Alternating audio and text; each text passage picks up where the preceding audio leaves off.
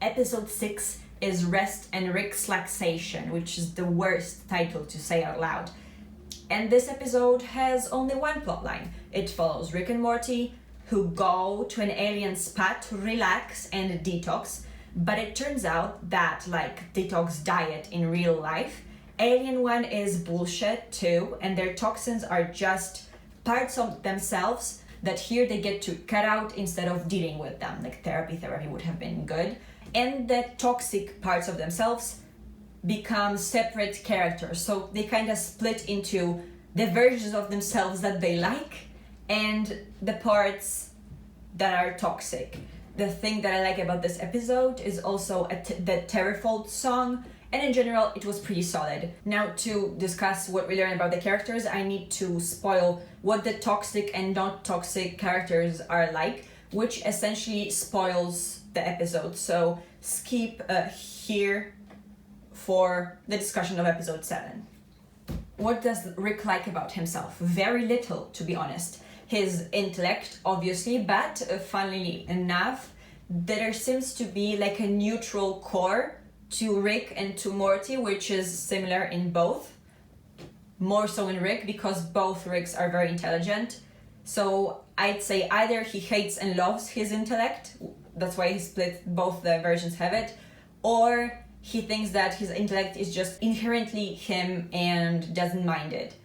Maybe it's a little bit of both. He likes his ability to be emotionally distanced. That's what he leaves himself with. And he also likes honesty. He values honesty. He gets rid of his sense of entitlement, narcissism, crippling loneliness, or more so the fact that his loneliness bothers him, his rudeness, his irrational attachments, and dishonesty. What does Morty dislike about himself? Morty dislikes his complexes and various self-esteem issues. He dislikes his speech patterns with the oh geez and stuff like that. I don't think that the non-toxic Morty, the healthy Morty, does that. I don't think he does. Self-doubt, and also I think attachments to a degree. He leaves his attachments back. What does he like about himself? Nothing. He likes nothing about himself. He just removes his vices to thrive. So yeah, episode 7 is pretty okay as well. A tragedy just happened because I already finished the whole video, but I didn't hear any sound or any indication that I was running out of memory. I was just talking to a camera that was not recording. So let me move on to episode number 8 again, which is Morty's Mind Blowers. I don't like this episode. My friend was surprised that I don't, because it's in text stated that it's an interdimensional cable substitute, but it does not work for me. The reason why is one word: Bebo. The plot of the episode is this. In a Penrose staircase dreamscape, Morty gazes into the eyes of the truth tortoise. What he learns therein makes him sad, so he asks Rick to get rid of the memory. And it turns out that it's not the first time that it happened. Rick actually has a room full of memory vials where he keeps memories that he takes from Morty. So they spend the whole episode just exploring different vials of memories. I don't like this episode because the whole premise of it is that Rick is a terrible person and he doesn't let Morty learn from either his or Morty's mistakes. So Morty cannot really make much progress. And also we already see that Morty, apart from Jerry, Morty is the most emotionally emancipated from Grumps, from the whole family. So imagine what kind of person he would be if he knew the whole scope of how terrible Rick is to him. So that's kind of like a shame. But I mean, I'm sure that I would have loved this pretty useless episode if I found it funny, and I don't find it funny. I found it difficult emotionally. Not like super, it's just like gives me no emotional nourishment, gives me no pleasure watching it, and Bibo ruins stuff.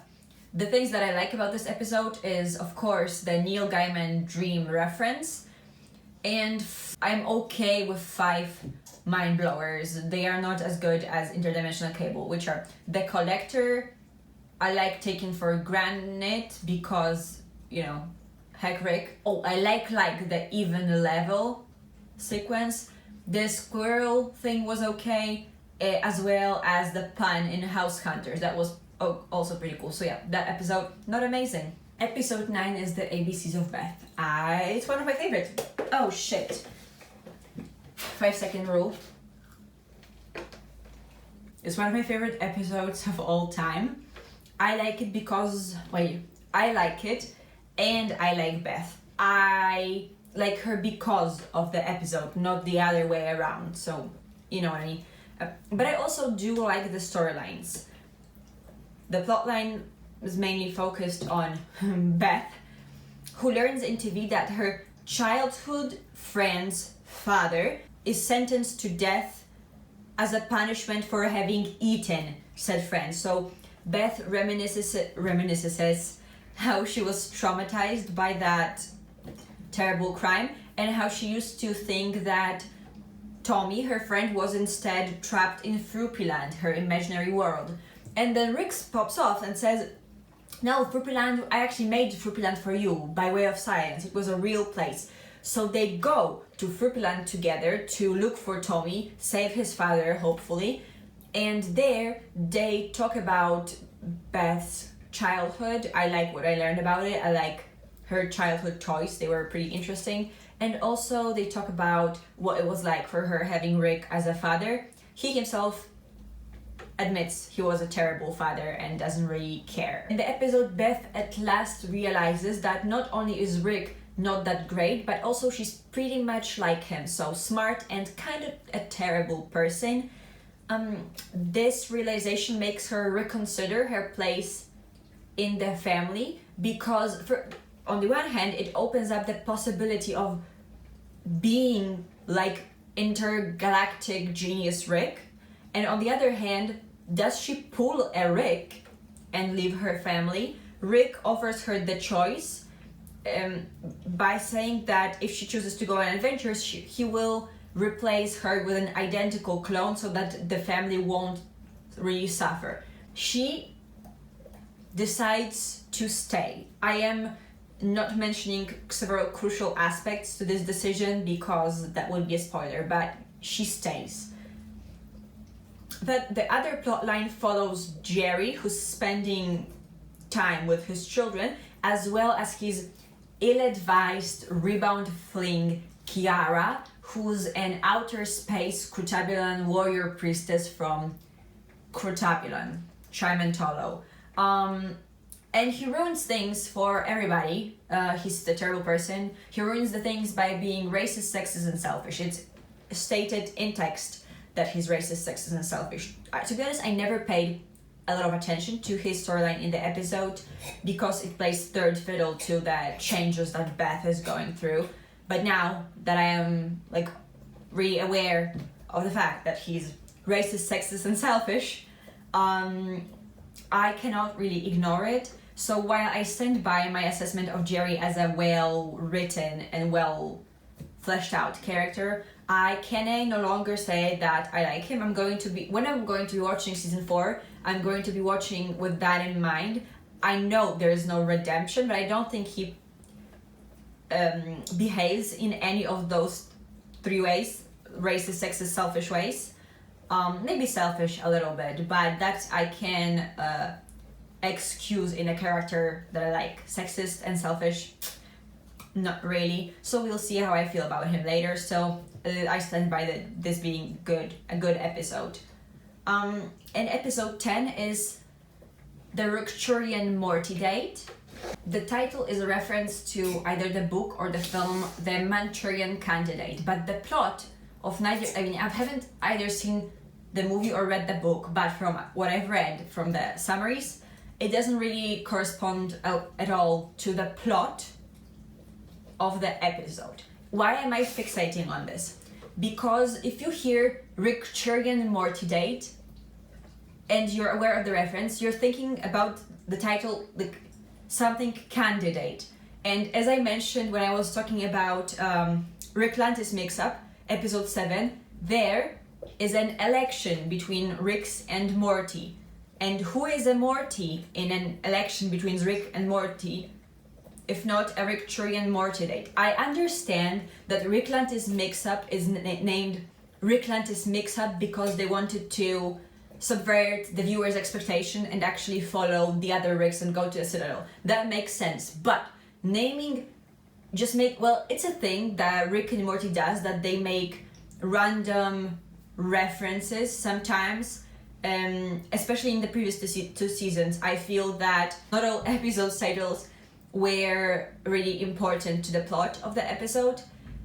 But here, where you have an episode about an election, you shouldn't have an episode called the Rick Churgan Morty date. Or maybe it's Rick Churgan Morty date because it talks about the president. And speaking of, this is the episode where Morty and Rick, mostly the latter, fight with the US president over who has more power in the relationship. I think it's funny because the president is insecurely attached to Rick and Morty. Well, mostly Rick, as everyone else.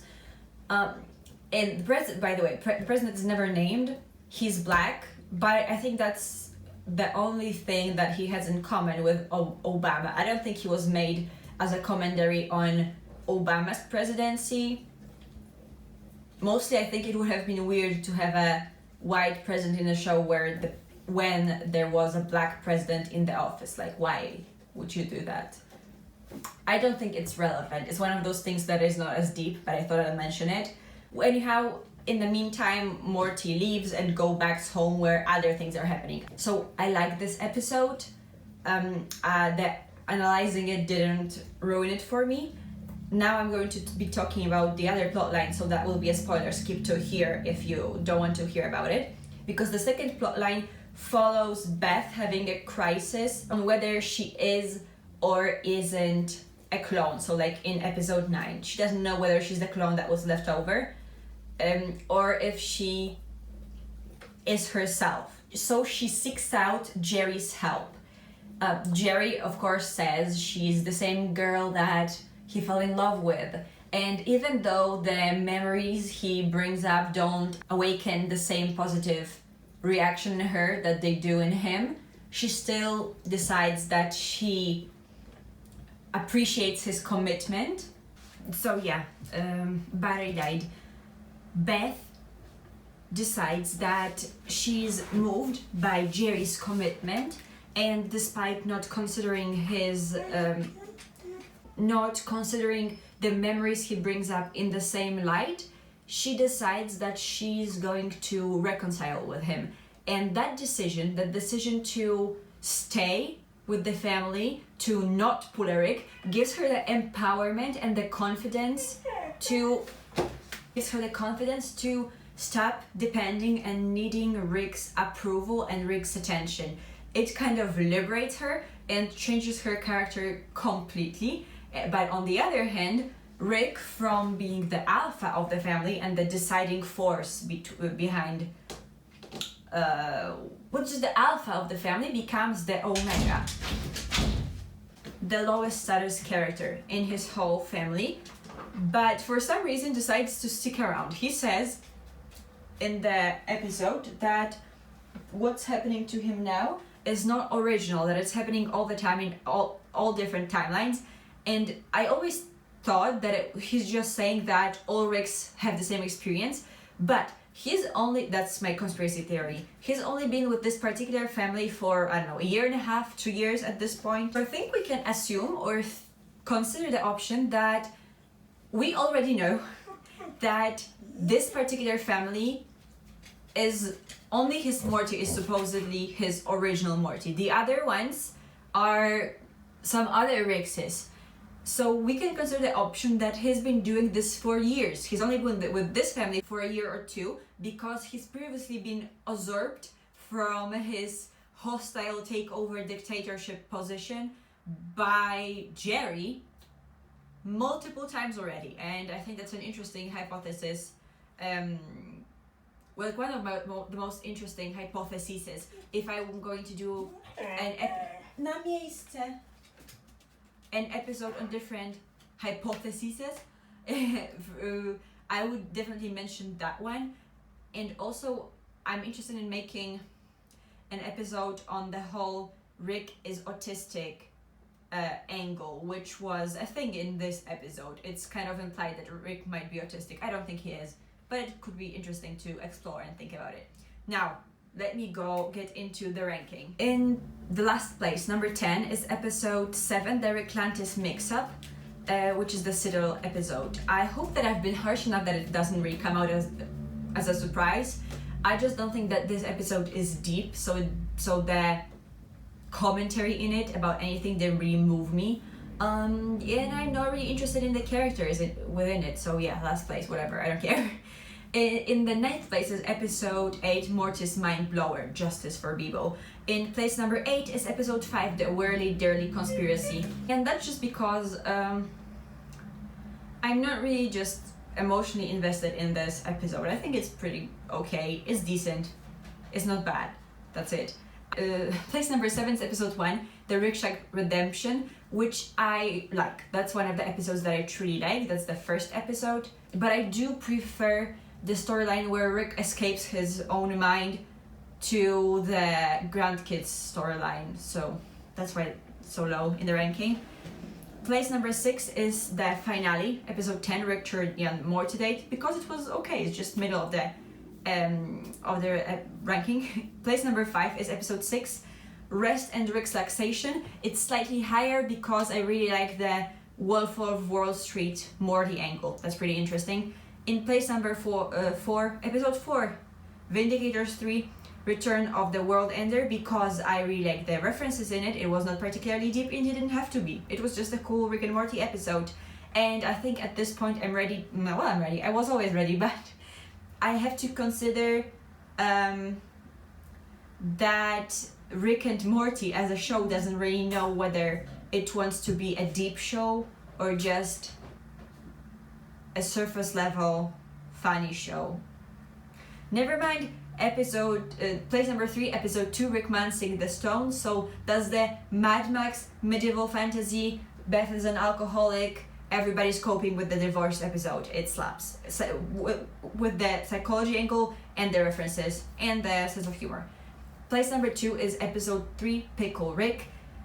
Well, I'm ready to admit that it's good. I'm just ready. And maybe I just didn't even enjoy it that much. I still don't get the hilarity of Pickle Rick, but it's pretty okay, and it has an actual therapist in it. Maybe that's why I like it. I don't know. I don't think it is. Though Dr. Wong is a pretty cool character. One of my favorite guest characters for sure. She's played by Susan Sarandon. In the first place is episode 9, ABCs of Beth.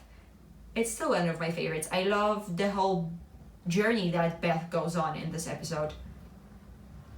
And that's it. Thank you for joining me. My commentary on season 4 is going to come out next week, Tuesday, hopefully, but maybe Friday. I don't know. I have so much schoolwork that I'm not really sure. But next week, for sure, I swear. There are 2 special episodes that I had no idea who came out, which were, I don't know if they were part of season 4 or just something in the middle. If they work as part of season 4, I'm going to consider them part of season 4. I'm definitely not going to make a separate video about them. Anyhow, hope you all enjoyed this video. Tell me which episode is your favorite. I don't know, drop a like, subscribe, maybe check out my social media. No pressure though. And yeah, see y'all in the next one. Bye bye.